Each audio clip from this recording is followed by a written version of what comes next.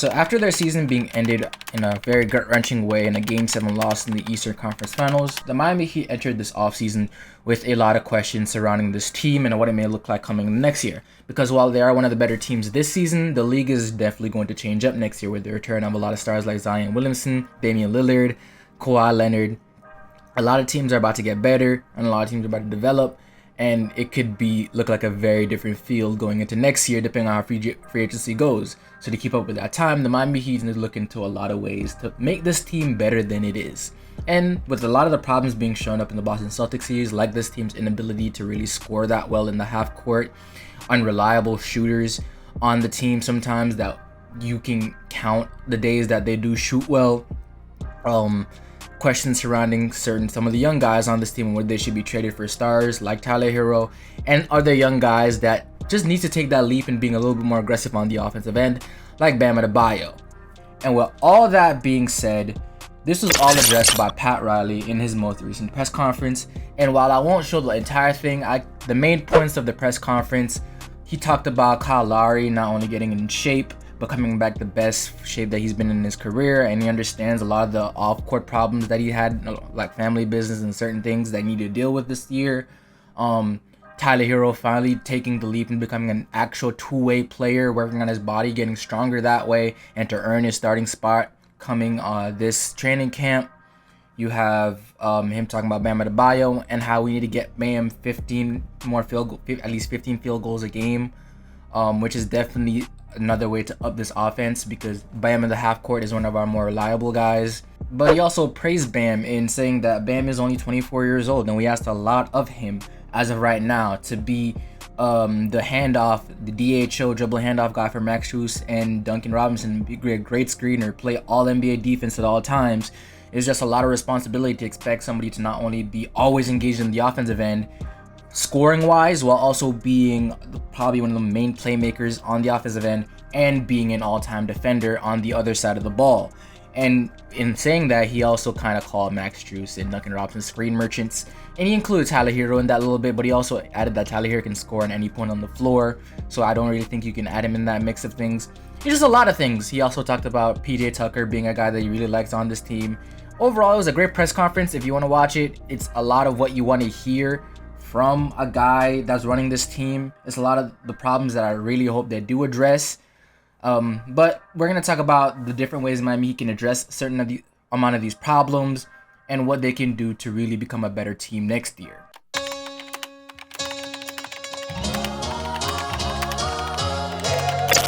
Okay, so there's 3 ways in my mind that this offseason can really go. And each one I think has a certain percentage of, the expectations of what's supposed to happen this offseason. But there's the chance of the big whale hunting. That means trading certain assets like Tyler Herro and Duncan Robinson for a star player. There is the running it back with this exact team again, which I definitely don't think may happen. I give that at most a 10% chance of happening, and the big whale hunting maybe a 15 to 20% chance of actually happening. But then the one that I think has at least a 50% to over 50% chance of actually happening is us going after smaller guys that can really, work out a lot of the kinks on this team. Maybe a Jerian Grant or a 3-and-D real center. Maybe going after somebody like in trade discussions like a Miles Turner, somebody that can really take off some of the pressures off Bam, but also open up the paint so Bam can be a better scorer there. Take off some of the dribble handoff action away from Bam and low-key let Bam work with the ball in his hands a little bit more and show that he can truly be a real deal scorer in this league. Overall, I think that's the best course of action and probably what's mostly going to happen right now. There's not we can't really work in free agency with the way our team is set up right now, and we really don't have the crazy amount of assets to work in the trade market that I would like. I feel like to get somebody, I know a lot of Heat fans are pushing for the Donovan Mitchell or Bradley Beal type thing right now. And while I agree that somebody like Bradley Beal, who's not a chair on the defensive end and is an underrated playmaker and a really good scorer, especially in the half-court area, is great to have on this team, I think it is very, very hard to see him on this team right now with some of the assets that we do have. And if they're going to trade him to anyone, I think other teams can make better offers than we can. For a guy like Donovan Mitchell, the Utah Jazz have already said they're not taking any offers unless it's absolutely incredibly impressive, and we really just don't have that. And that's no shot to somebody like Tyler right now, but again, we see how people treat him. They don't view him as one of the best young players in the league. They view him as a very, very good one, and surely he's in the top 10 area. But people have guys like a Tyrese Halliburton, a Anthony Edwards, a Tyrese Maxey really over him. So I don't think Tyler will pull that hard in the trade market. But I also do believe he's a perfect player for this team, so I don't mind not trading Tyler. In fact, I do think the greater part of this team's core should go unchanged except for that 5 spot. I do think Kyle will come back in the best shape of his career next season, even as a 30, well, maybe he's going to be 37, I think. We won't really need much from him other than being consistent, hitting his shots where he is, and really controlling the pace of the game and make decisions. But we're not asking him to be a real deal like scorer all the damn time. I do think Jimmy will come back the same way he was. He's gonna coast in the regular season, give you 21 to 25, give you different things you need every night, let the other guys shine and get comfortable, and then when playoff time comes around, he's probably gonna turn it up again. You can expect that from him. Bam, I definitely can expect to see a leap from him going into this year. A lot of his problems were exposed the year before against the Bucks. He wasn't a good mid-range shooter as we'd expect him to be, and he was worked on the shot, and he became a better mid-range shooter, and he became a little bit more aggressive this year, especially with some of the playmaking duties taken off of him.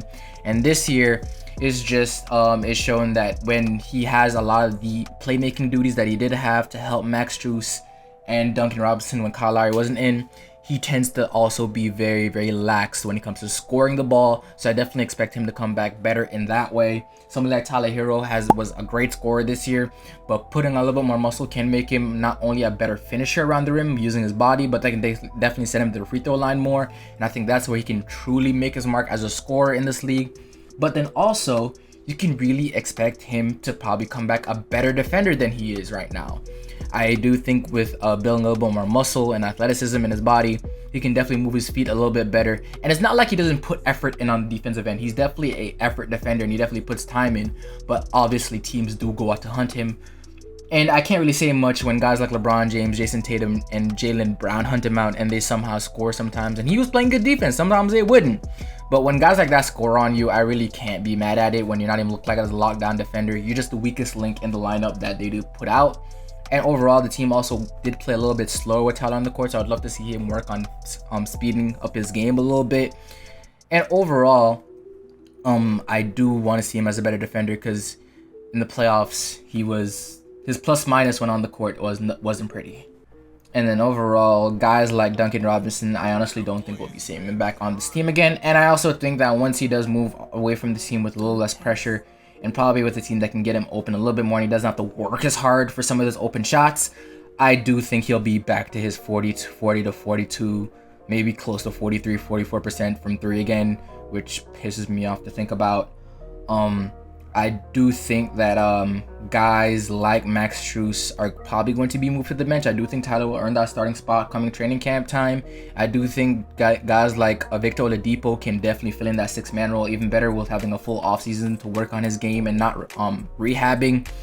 He can finally get back to some of the offensive capabilities he's shown before. I don't expect to see Indiana Victor Oladipo, but a 15 points per game, filling in Tyler's role as a 6-man once Tyler moves to the starting spot would be greatly appreciated. Guys like Caleb will probably going to demand a little bit more money than the two-way deal that we had him on before. I do expect guys like Omer Yurtseven to develop a little bit. Hopefully he can fill in the backup center role because it looks like Deadman is kind of cooked. But there's just a lot of ways that this team can go, and I do think developing some of the young guys and filling in some of the small spaces and some of the gaps that we do have, and certain guys developing and getting better is the best way for this team to grow. I don't think we need to go big whale hunting and just like cut our entire future, or to be honest, the continuity of our roster right now. And I do not think that we really need to give up any more picks than we already have, because the past couple of drafts have been amazing, even deep into it, and we just never had a pick to get anyone, and we could have had somebody that's pretty dependable and pretty can contribute to a roster if we really did.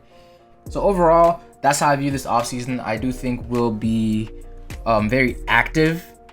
If there is a big guy, a big name out there that can truly help this team. I definitely think you can see Pat Riley throw his name in there in an offer, but I just don't think that's a great thing to harp on as a franchise right now, because I don't think we have the assets to really make it work.